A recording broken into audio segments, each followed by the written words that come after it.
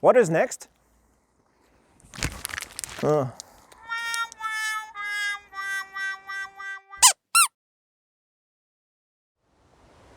Hi, it's Michael again.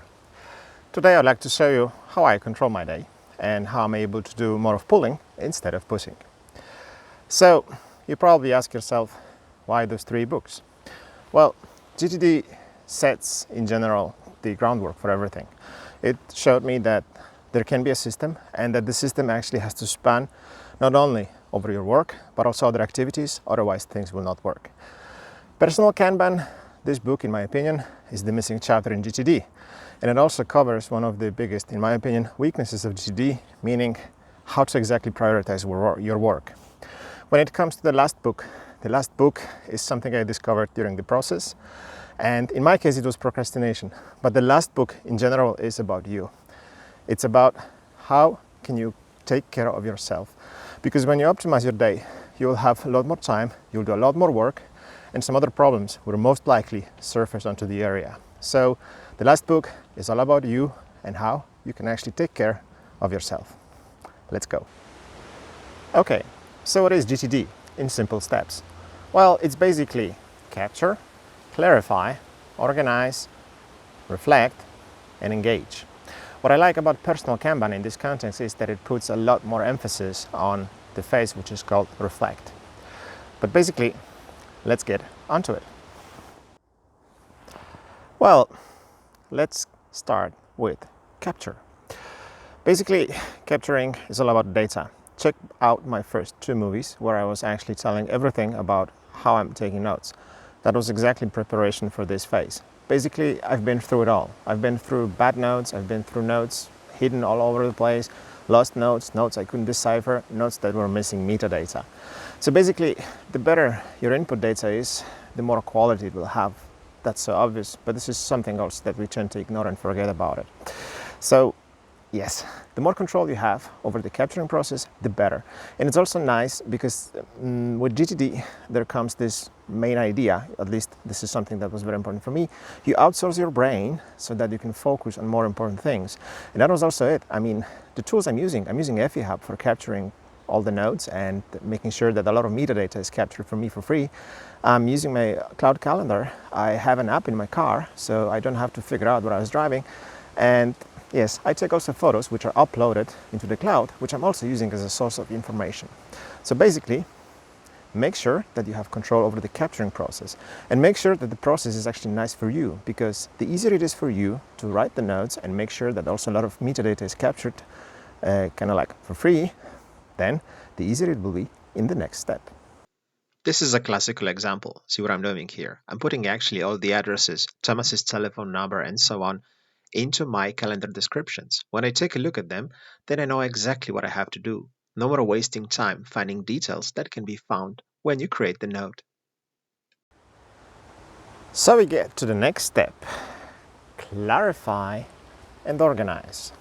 Well, these 2 steps I actually merged together because my data collection process is so efficient and it collects so much metadata and it's so easy to populate everything.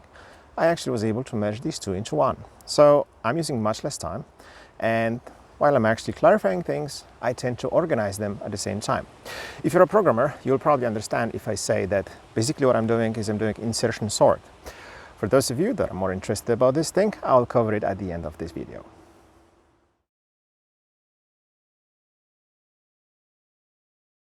Basically, my GTD is not different from the original one. There is though one difference. I have the idea, does it take less than 5 minutes? Then I will do it. If I get 2 or 3 in a row, then I'm sealing off all the communication because I don't want any more of these, because then they will break my day. In case I have a lot of small tasks, which are, for example, between 5 to 25 minutes, then I decide to only tackle small items. Because why?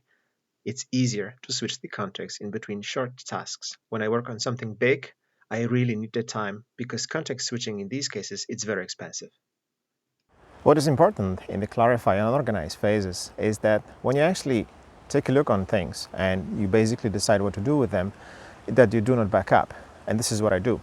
When I take something into review, I decide the fate of that task and that's it.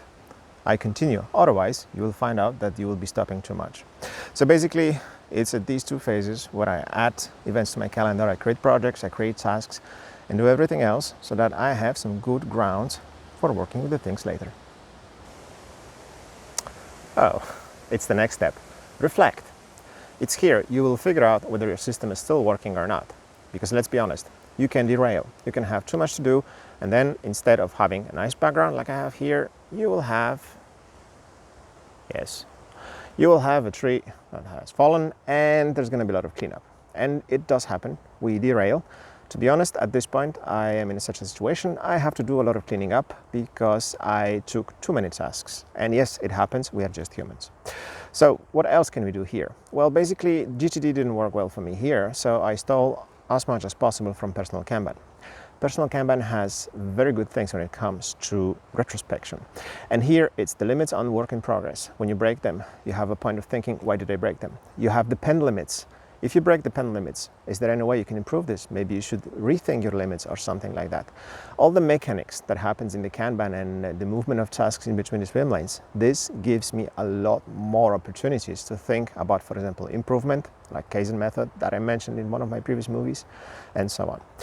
One more thing that you should remember about this phase is I made a spin-off at some point where I said that writing the good things is actually also very important. And this is in this phase that those nice things that you write about what's good happened to you in a day, what are you thankful for, and so on. This is going to be your biggest help, because if you have a situation like this, believe me, you will need some help. So, what are my best two inventions from the reflection phase? The first one is, before I leave the office, I try to make a list of things I have to do tomorrow. The second one is something I call a restart note. If I have a big task which I cannot finish, next time when I have to start working to it, what I do is I look on my notes. So I go to the task description, I basically in the top write restart, and then I describe exactly the contents and basically make a dump of my brain state at a given moment and describe it like to a 5-year-old with a lot of sentences. Basically, what is the context, what I was supposed to do next, what kind of problems I have that I have to solve, and so on. I did some calculations. This saves me between 15 to 30 minutes every time I have to do this. So I definitely recommend not to skip the reflection phase. Okay, last step, engage. It's in this step that you have to prioritize your tasks. And sadly, in this step, GTD is not good because it doesn't tell you exactly how to prioritize tasks. Here I'm stealing a lot of things from Personal Kanban, and they don't give you an exact recipe either, but there is something I learned through experimentation.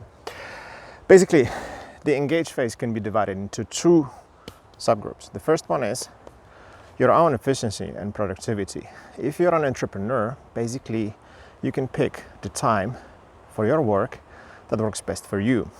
This also is about things like, for example, working from home. Working from home is great, and I have no issues actually resisting temptations like cleaning and cooking, and I can work from home 9-10 hours straight, no problem. But can you? The other thing is, of course, how do you prioritize your tasks? And here, of course, the problem is there's a lot of noise around it. There's a lot of customers pushing you to do some stuff. Then suddenly there comes Putin, and he does something dumb again, and yeah, it annoys you and you don't know what to do. You kind of like panic and so on. So basically what Personal Kanban gave me here is the value stream. So basically I work on stuff which gets me closer to my goal. And my goal is either my customer success, it's maybe a new module in FEHub, or something else I have to do. And it sounds so obvious, but it's so true. And this is something we tend to forget almost every time.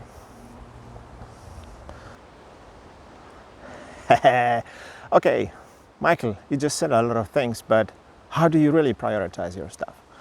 You noticed I put a lot of emphasis on data collection process. And yes, I collect all my data in FEHub and in my calendar. Basically, from these two things, I get an overview. Yes, so I'm basically on the top where I can see everything and I can navigate easily.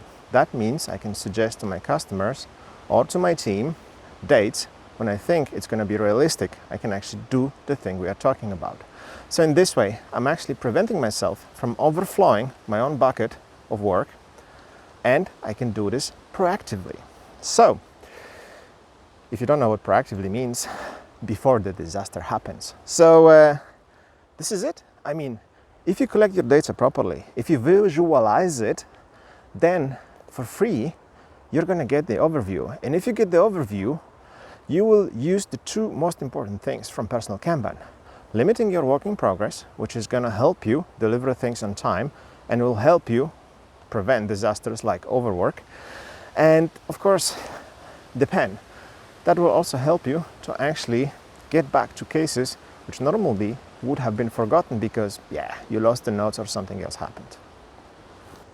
So if I was supposed to summarize GTD with the missing chapter of personal Kanban in 3 sentences, I would say like this.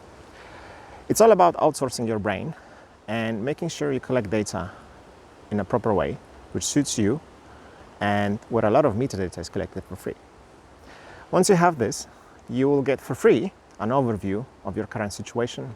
And by having an overview, you're able to prevent the system from overflowing. The last thing is, because other systems track metadata for me, I don't have to bother about that. And here I'm talking about things like time, invoicing, and stuff like that. So that leaves me to the thing that my brain is being outsourced, and I know what I have to do. I don't have any garbage in my head, and I can focus on what I'm best at, solving problems.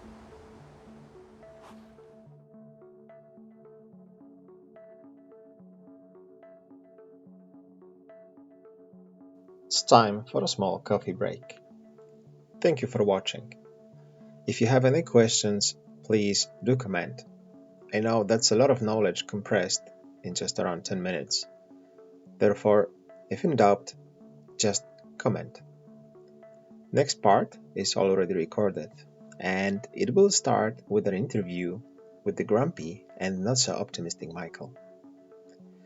He will ask myself all those inane questions you could think of, and he will try to undermine everything that I did and said in this movie.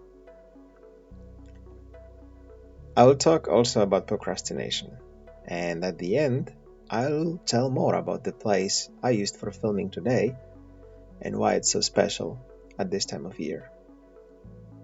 It was, of course, in Denmark. Remember, comment and subscribe so that you won't miss the second part.